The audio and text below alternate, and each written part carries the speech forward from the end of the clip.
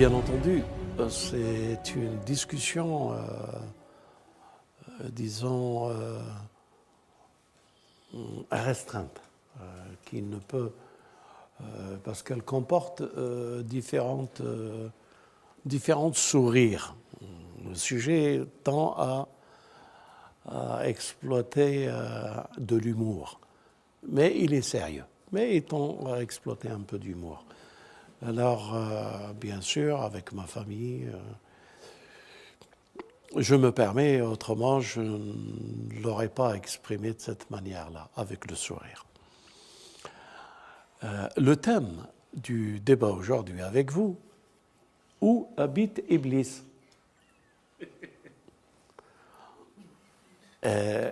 Dans quelle région il est le plus à l'aise? Et c'est ce sujet en particulier qui tend à nous donner le sourire et de l'humour, à ce que vous allez voir où est-ce que je vais dans ce sujet.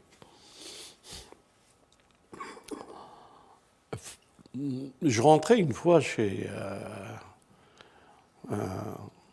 des amis qui étaient là, et il y avait une poubelle, c'est pour ça que je vous dis c'est un sourire qu'il faut avoir. Il y avait une poubelle qui était pleine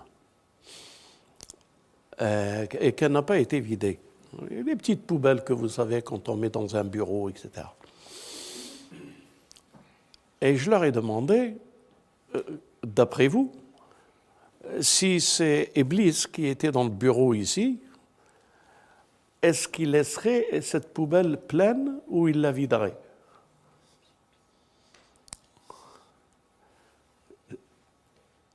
Et ça a posé un dilemme de réflexion.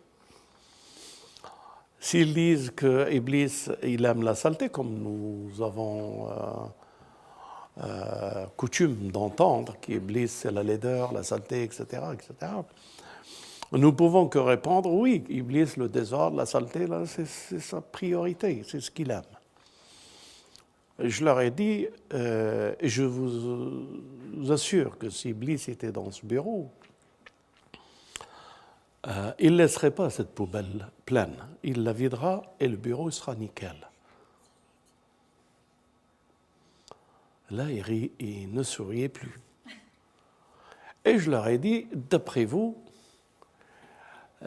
comment Iblis est arrivé à la pureté de pouvoir rentrer au paradis? Dans cet élan de son énergie, de la science qu'il parcourait, cette bague n'arrive pas à rentrer? Donc, est-ce que ça arrive à rentrer dans l'esprit des gens de comprendre qu'Iblis, ce qui l'a amené là-haut, c'est uniquement le travail de pureté qu'il a fait pour pouvoir y accéder dans la pureté du paradis. Et Iblis, son élan, tout son travail qu'il a effectué sur cette terre, c'était une énergie mise au service de la pureté et de la foi. Il avait la foi de la pureté, et c'est la foi de cette pureté qui lui a permis de monter là où il est. Donc, il y a un hadith chez nous qui dit que la foi fait partie de la pureté fait partie de la foi. Quand vous parcourez les pays qui prétendent avoir la foi, vous verrez qu'ils sont un peu moins dans la pureté et la foi, et par leur environnement qui montre le degré de la foi et de la science qu'ils ont. Il y a un dilemme. Si Iblis voudrait habiter ici, si Iblis voudrait élire domicile quelque part, quel pays il aurait choisi? Est-ce qu'il choisirait un pays d'Afrique du Nord? Un pays africain? Un pays du Moyen-Orient? Un pays? Non, il choisira l'Occident.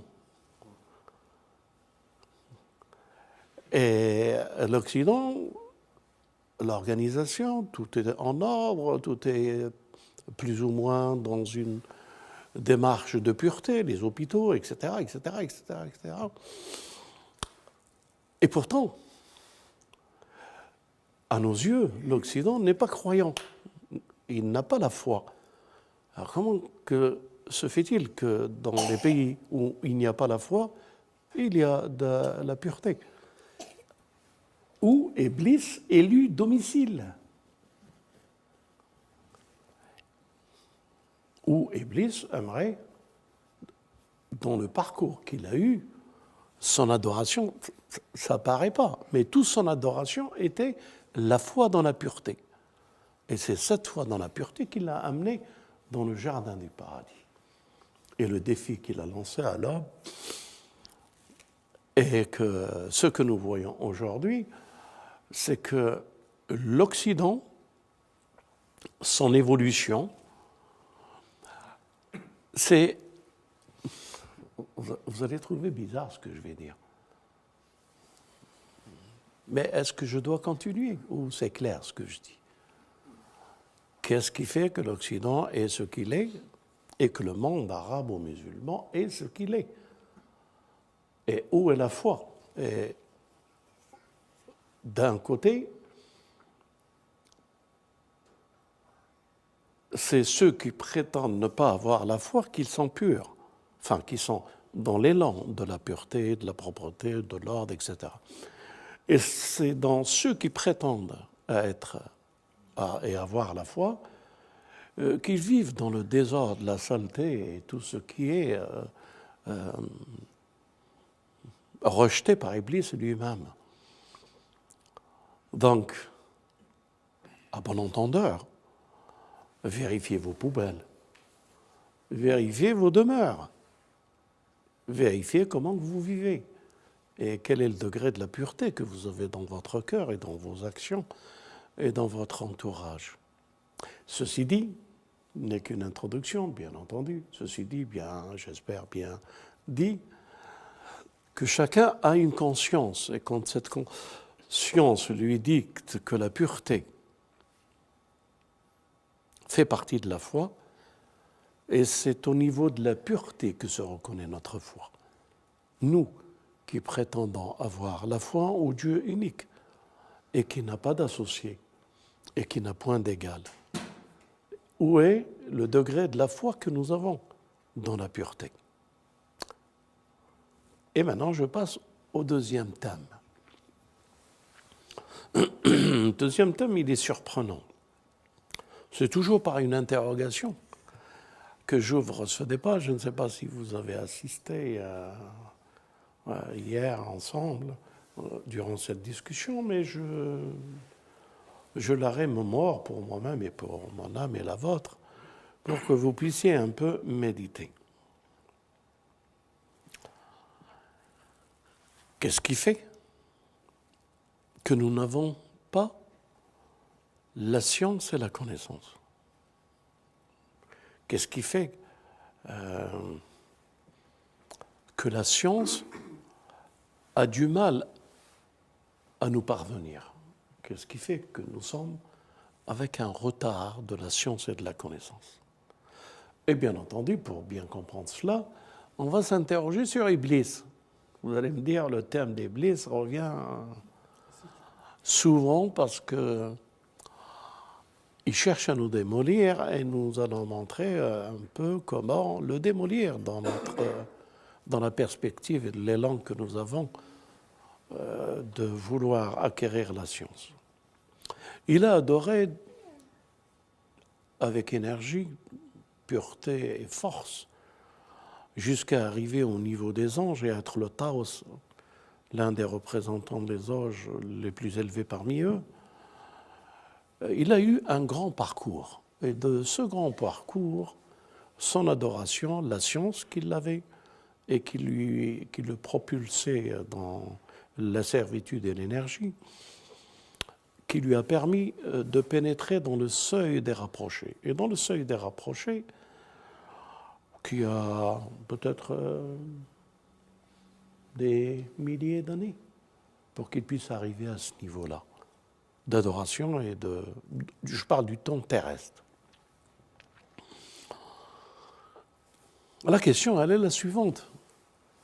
Une fois qu'il a chuté, une fois qu'il est tombé dans le piège, une fois qu'il a dit Fabima Arwaitani, la formule par ce que tu m'as séduit, et j'ai été séduit, je les séduirai tous. Et ils seront dans le même dilemme où je suis actuellement. Là, il a dit une phrase, il a dit jusqu'au temps connu. الوقت المعلوم.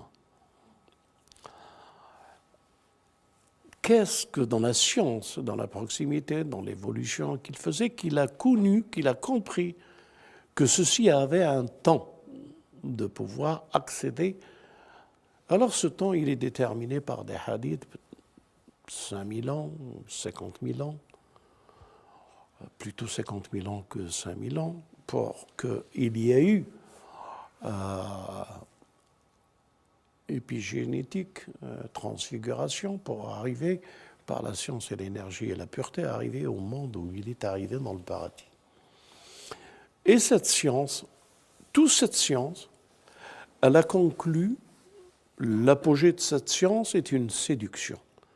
Et cette séduction, comme il le dit Fabima Arwaitani, a fait un arrêt lorsque nous nous rendons compte que nous sommes piégés par une séduction, la science s'arrête.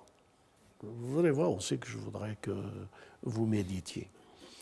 Une fois que Iblis est tombé dans le dilemme de cette séduction, avait-il encore la possibilité de pouvoir faire une continuité dans la science, le repentir par exemple, ou s'élever encore à nouveau, ou apprendre quelque chose de nouveau? Est-ce que la science, il la recevait encore? Est-ce qu'il évoluait encore? Est-ce qu'il apprenait ou non?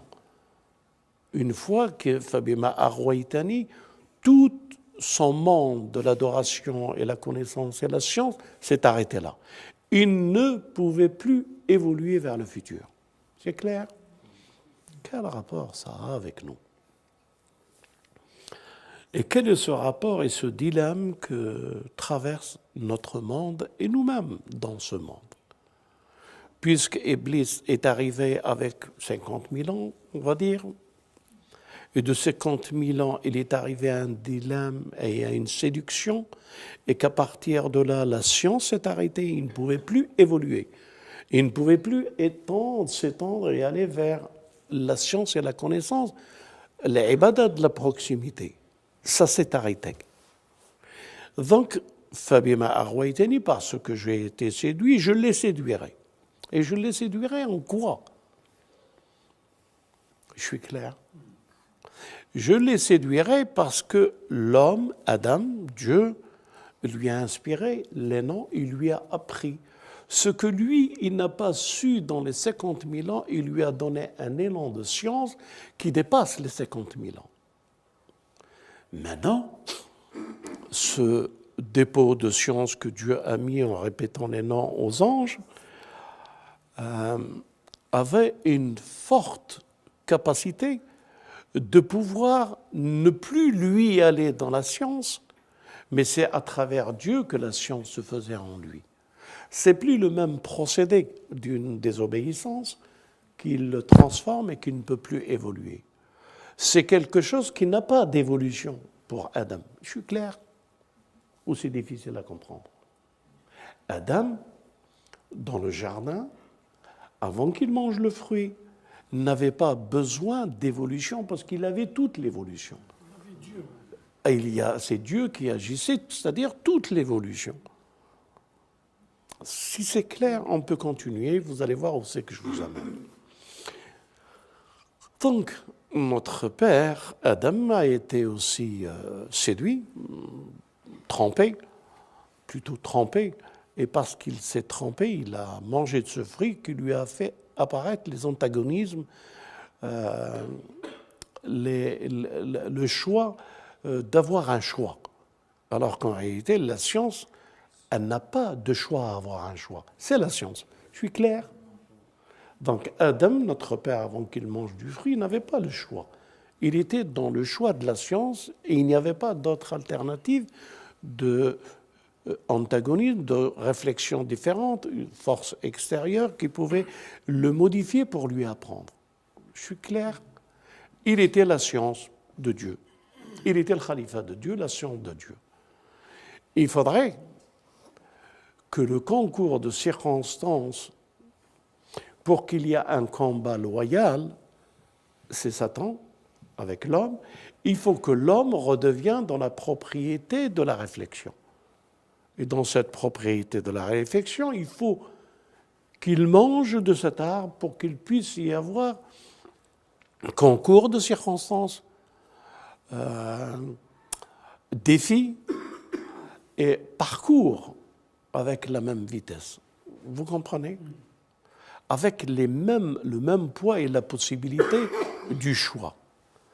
Adam, il a mangé, notre père a mangé, et le combat était loyal entre Iblis et Adam, parce que Adam, maintenant, il a un choix, comme Iblis, il avait un choix.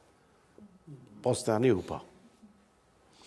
Et qu'est-ce qui permet que nous revenons à notre état premier où nous n'avons pas le choix? Qu'est-ce qui fait que nous allons gagner le combat avec Iblis qu'à une seule condition, que nous revenons dans cet état de khalifa qui n'avait pas de choix, mais uniquement une inspiration et une science de Dieu qui n'est pas un choix contrôlable, analysable, etc.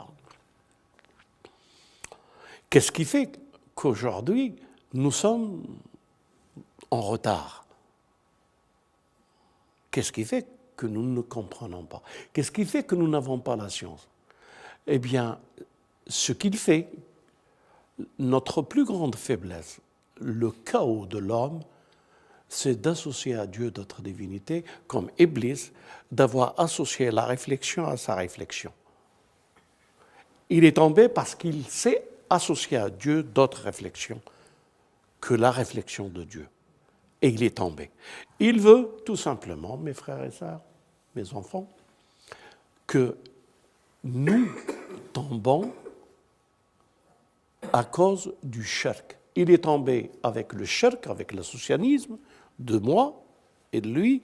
Il faut que nous soyons mushrikeen pour que nous ne puissions pas avoir la science.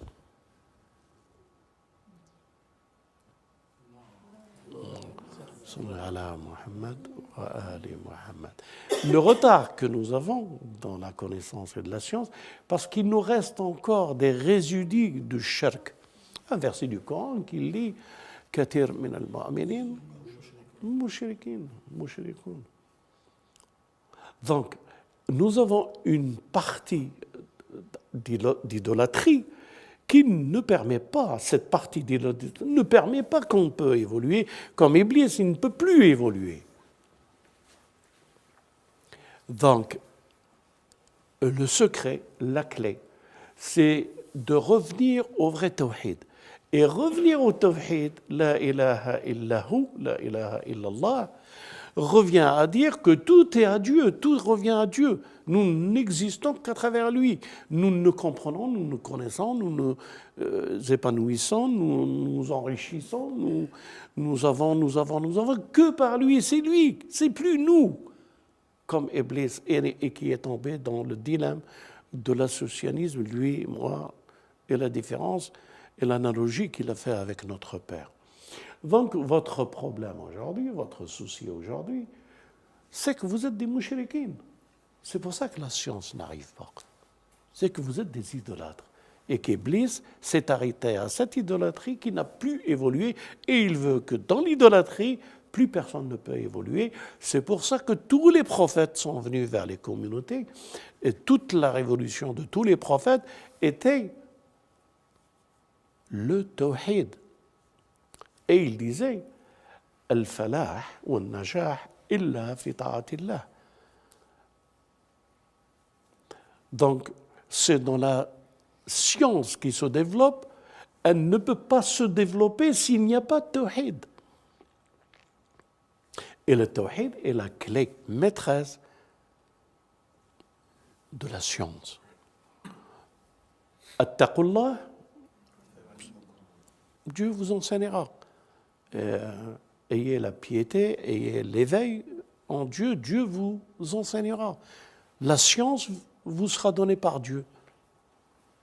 Donc, nous avons un dilemme. Iblis a un dilemme. Il veut nous ramener au niveau là où il est, d'avoir fait cette erreur, et que nous, sur cette terre, nous ferons la même erreur en faisant le tawhid de moi, lui. Ce n'est pas lui uniquement. La ilaha illahu. Donc c'est s'associer dans le tawhid qui fait que nous sommes s'associer avec le tawhid réel qui fera que nous comprendrons la parole. Nous comprenons pourquoi que les prophètes, ils ont été... Parce que moi, quand j'étais jeune, je disais, c'est bizarre quand même. Tout ce mouvement, tout ça pour leur dire, قولوا لا إله إلا الله. Dites qu'il n'y a de divinité que Dieu. Adorez Dieu. Il n'y a pas d'autre que lui. Attends, je n'avais pas compris où va cette phrase et quelle est son importance dans la science. La science ne peut se développer, notre science ne peut se développer que si nous n'associons pas à Dieu d'autres divinités. Et tant que vous êtes en retard, c'est parce que vous avez associé à Dieu d'autres divinités et que vous avez un Dieu à l'intérieur de vous-même qui n'est pas le Dieu que nous devons avoir comme parfaite unité avec lui. L'intimité du tawhid et de l'unité fait que ce n'est plus moi, c'est lui. Et si c'est lui, il est la science, il est l'intelligence, il est la puissance, il est le mouvement, il est la lumière. Et ce n'est que des paraboles. والحمد لله رب العالمين والصلاة والسلام على محمد وآل محمد